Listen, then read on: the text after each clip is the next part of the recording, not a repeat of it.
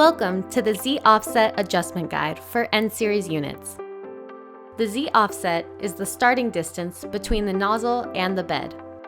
For all raised 3D units, leveling and Z-offsets are preset in the factory, but it is recommended to check the distance upon first receiving your printer and at any time that leveling, nozzle changes, or other major adjustments are made.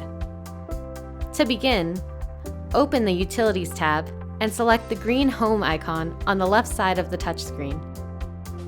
This will home your X and Y axis. When the XY axis homing has completed, home the Z position by selecting the blue Home icon. Inspect the nozzle position and verify that the nozzle will not contact the bed. Light should be visible underneath the nozzle. Set your movement increments to 10 millimeters, then jog X and Y until the nozzle is positioned over the build plate. Do not move the nozzle position over the plate if the nozzle will interfere with the build plate. Contact with the build plate may cause damage. If this is the case for your printer, use the following steps to increase the Z-offset distance before positioning the nozzle. Insert your feeler gauge between the nozzle and the build plate.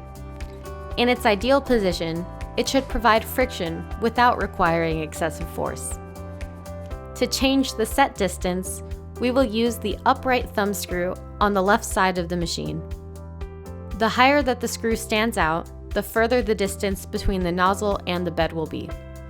Remember that each time the nozzle is adjusted, the machine's Z-axis will need to be homed to reflect the new change.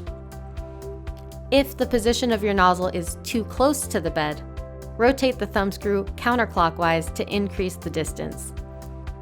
If the position is too far, rotate the thumb screw clockwise to decrease the distance. Home the printer between each adjustment. Measure the distance and repeat the steps until the desired result is achieved. When the printer homes to the proper position, your Z-offset is properly set and ready to print.